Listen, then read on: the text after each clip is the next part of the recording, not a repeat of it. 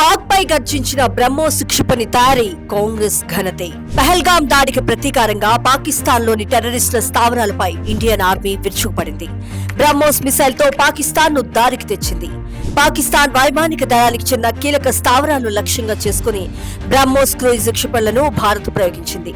పాకిస్తాన్ లోని రావల్పిండి సమీపంలోని చెక్లాల, పంజాబ్ ప్రావిన్స్ లోని నర్గోదా వద్ద ఈ బ్రహ్మాస్త్రంతో భీకరంగా అటాక్ చేసింది. పాక్ లోని 8 సైనిక స్థావరాలను భారత్ ధ్వంసం చేసింది.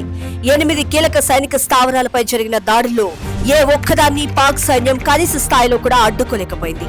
పాక్ భద్రత అక్షరాల గాల్లో దీపమని తేలిపోగా ఇండియాతో కాళ్ల బేరానికి వచ్చింది. దీంతో మన బ్రహ్మోస్ పవర్ ప్రపంచానికి తెలిసింది. అయితే పాక్ వెన్నులో భయం పుట్టించిన ఈ బ్రహ్మోస్ మిస్సైల్ తయారీ వెనుక కాంగ్రెస్ పార్టీ కృషి ఉంది.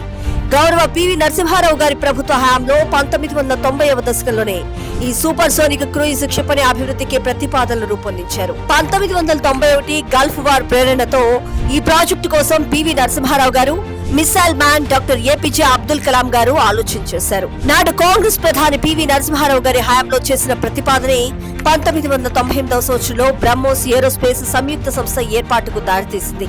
ఇప్పుడు అదే మిసైల్ భారత ఆర్మీకి ఇప్పుడు వెన్నుదన్నుగా నిలుస్తుంది. దాయాది పాకిస్తాన్ గుండెల్లో గుబులు పుట్టిస్తోంది. భారత ఆర్మీ సత్తాను బ్రహ్మోస్ మిసైల్ ప్రపంచం కళ్లకు కట్టింది. కాంగ్రెస్ పార్టీ దూరదృష్టికి ఈ బ్రహ్మాస్త్రం నిదర్శనంగా నిలిచింది.